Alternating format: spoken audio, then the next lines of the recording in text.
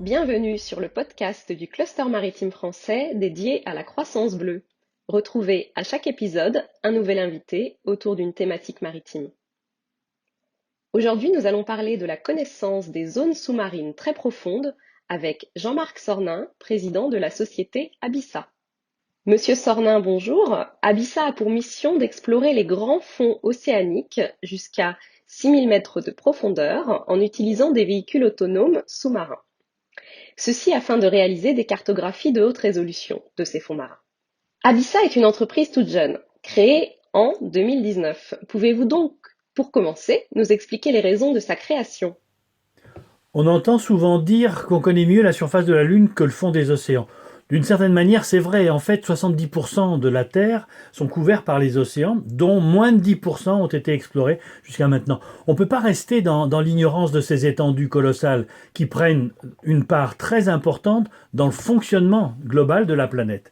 D'abord parce qu'elles sont le siège d'une grande majorité des phénomènes d'expansion des plaques continentales et de leurs dérives, et puis bien sûr parce que les océans ont une influence considérable sur le climat, tout en étant eux-mêmes influencés par les changements climatiques. Enfin, parce que ces territoires océaniques abritent des patrimoines naturels biologiques et géologiques totalement inconnus. Devant l'immensité des surfaces à couvrir, on a imaginé une méthodologie exploratoire qui est très extensive et non intrusive. C'est là qu'est née l'idée des véhicules sous-marins autonomes, des drones, qui naviguent de manière coordonnée en flotte. Cette idée a été lauréate du concours mondial de l'innovation en 2014 et c'est ce qui a donné lieu à un consortium de recherche collaborative qui a duré jusqu'en 2018. Et c'est là que nous avons décidé de poursuivre en créant dès 2019 Abyssa, une société française dédiée à l'exploration des grands fonds marins. Pourquoi la connaissance des grands fonds marins est-elle si importante? Quels sont les défis auxquels répond leur exploration? Dans les grands fonds, il y a des phénomènes hydrodynamiques qui sont très mal connus.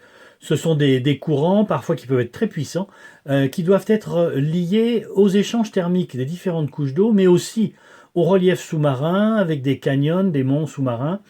On a de véritables montagnes dans les profondeurs océaniques, avec des niches écologiques qui peuvent être très différentes, et donc peut-être une grande biodiversité fortement marquée, elle, par les liens avec les profondeurs de la Terre et les phénomènes de type volcanique, et donc là aussi une grande géodiversité, dont les ressources sont très mal appréciées. Or, ces recherches biologiques ou minérales peuvent répondre à des enjeux économiques pour les territoires maritimes, pour les petits États insulaires, qu'il faut mettre au regard des sensibilités environnementales. C'est donc tout le défi de ces explorations. Acquérir le plus possible de connaissances, d'informations, pour nourrir les réflexions conduisant aux prises de décision, la sanctuarisation ou les exploitations raisonnées. Or, on dépasse des profondeurs habituelles d'investigation, on a donc d'abord un véritable défi technique, comment aller aussi profond en étant efficace sur de telles étendues. Très bien, alors maintenant, pourriez-vous nous expliquer comment se déroule concrètement une mission d'exploration avec des véhicules sous-marins autonomes? Une campagne d'exploration comporte schématiquement trois grandes parties. Tout d'abord, une lourde tâche de préparation. Avant d'embarquer, les océanographes, qu'ils soient géologues, biologistes, physiciens, chimistes, doivent préparer tous les protocoles qui seront mis en œuvre pour la récolte des données. Et comme il s'agit d'organiser ces opérations avec des véhicules sous-marins autonomes, ils travaillent en équipe avec les pilotes de ces mêmes véhicules. Il y a donc une confrontation entre les besoins, les souhaits des scientifiques et les possibilités des véhicules sous-marins. Rien ne doit être oublié, tout est passé en revue et fait l'objet de descriptifs qui sont très détaillés pour la programmation des opérations. Ensuite, on est à bord du navire support pour la mise en œuvre de l'exploration elle-même. Les véhicules sous-marins sont mis à l'eau, commencent leur cheminement d'abord dans la colonne d'eau, puis jusqu'à la profondeur requise, 3000, 4000, 5000 mètres, à proximité du fond de l'océan. Et c'est cette proximité qui fait peur, car contrairement à des idées un peu fausses, les grands fonds marins ne sont pas que des bornes pleines abyssales, sans relief. Il y en a bien sûr des zones de ce genre, mais aussi, et ce sont souvent les zones avec le plus d'intérêt scientifique, de véritables chaînes de montagnes sous-marines. Ces reliefs doivent donc avoir été appréhendés au préalable, en détail, pour éviter les collisions, car selon la nature des données à récolter, on peut souhaiter naviguer à quelques centaines de mètres du fond ou à quelques mètres. Sur tout ce parcours, les sondes, les capteurs, les divers appareils de mesure font leur travail et stockent les données. Ce sont généralement des enregistrements sous forme numérique qui, dans certains cas, peuvent être transmis en temps réel ou quasi réel, jusque sur le navire support. Selon les véhicules et les besoins, la navigation se fait entre 1 et 4 nœuds, parfois plus, parfois moins, pendant 5 à 10 heures d'autonomie, là aussi, parfois plus, parfois moins. Ces valeurs sont effectivement très variables, et notamment en fonction des évolutions technologiques. Puis tout ce petit monde remonte à la surface, est récupéré par des systèmes très variés qui vont du simple filet, genre épuisette, jusqu'au guidage électronique dans une sorte de sas de récupération. La troisième partie recouvre tout le travail de traitement des données qui ont été recueillies et qui nécessite beaucoup d'applications logicielles et d'implications humaines. La première partie se fait automatiquement par des algorithmes, tandis que la seconde fait appel à l'expertise des scientifiques. Tout cela, tel que je le dis, évidemment, est très simplifié, car suivant les cas, il peut y avoir beaucoup d'étapes intermédiaires et aussi, malheureusement, beaucoup d'imprévus. Vos explications sont très claires. Pour terminer notre podcast, auriez-vous un éclairage complémentaire à nous apporter, notamment sur vos projets en cours? On peut qualifier Abyssa de start-up, mais avec une particularité très importante. En fait, nous avons passé presque 6 années à la préparer avant sa création début 2019. En fait, c'est fin 2013 que Morgane Ravilli, océanographe, docteur en géophysique qui est experte également en géosciences marines, a eu l'idée, avec Michel Collinet, lui aussi océanographe, spécialiste des projets offshore, elle a eu l'idée de la notion de flotte de drones sous-marins. Il faut dire que Morgane a reçu en 2000 le prix national de géophysique pour ses travaux de thèse qui portaient sur les grands fonds marins. Quand elle en parle, c'est en connaissance de cause, elle fait partie du club très restreint des scientifiques qui ont plongé en sous-marin jusqu'à 3000 mètres de profondeur. Alors, quelle était son idée? Eh bien, compte tenu de l'étendue gigantesque des fonds marins, les moyens capables d'acquérir de la connaissance sont absolument dérisoires. On utilise des engins téléguidés ou autonomes qui peuvent descendre très profond, ils sont bardés de capteurs et de taille très importante, entre 5 à 8 mètres de long pour un poids de 2 à 3 tonnes. Et qui, pour éviter l'utilisation de navires océanographiques de grande taille, travaillent généralement en solitaire.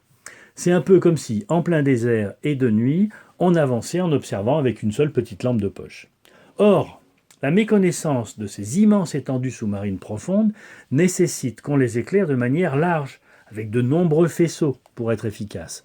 Donc Morgane et Michel ont développé l'idée de cette flotte de véhicules sous-marins autonomes qui doivent être légers pour éviter des navires de trop grande taille, qui naviguent de manière coordonnée en flotte jusqu'à 3000 mètres de profondeur.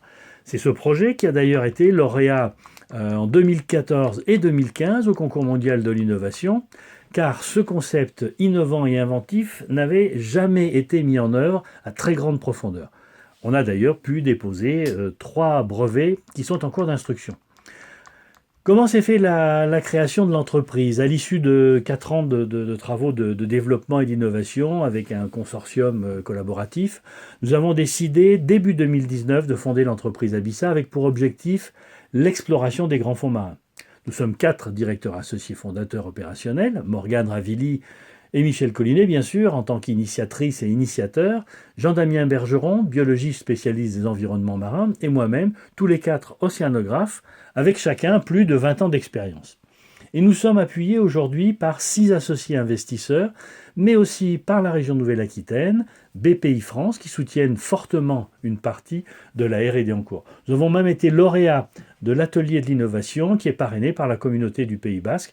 Notre base principale est à Anglette et nous œuvrons pour une base de déploiement dans le Pacifique. Alors, il y a 2 grands axes pour les explorations qui se complètent eux-mêmes. Les aspects liés à la géodiversité et toutes les caractéristiques des sols, de ces fonds marins, et les aspects liés à la biodiversité et toutes les caractéristiques des environnements sous-marins profonds. C'est véritablement là qu'apparaît la notion d'exploration.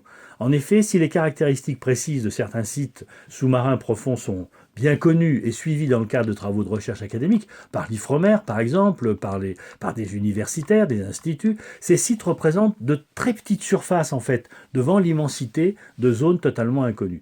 Or, certaines ressources biologiques pourront être précieuses dans le domaine médical et certaines ressources minérales le sont déjà pour les métaux stratégiques nécessaires à la transition énergétique et numérique. Ne restons pas dans l'ignorance de cette grande partie de notre planète, lançons les explorations sous-marines. Sans cela, pas de décision éclairée et pas de prise en considération des sensibilités environnementales. Nos premières campagnes sont prévues dans l'océan Pacifique fin 2021, plus vraisemblablement début 2022, avec des véhicules certes solitaires mais capables de descendre jusqu'à 6000 mètres. Des véhicules en flotte seront disponibles en 2023 avec comme premier objectif les cartographies de certaines ressources minérales. Merci Monsieur Sornin d'avoir partagé avec nous votre expertise. Merci également à nos auditeurs pour leur écoute. Vous pouvez retrouver les différents podcasts du CMF sur notre site internet.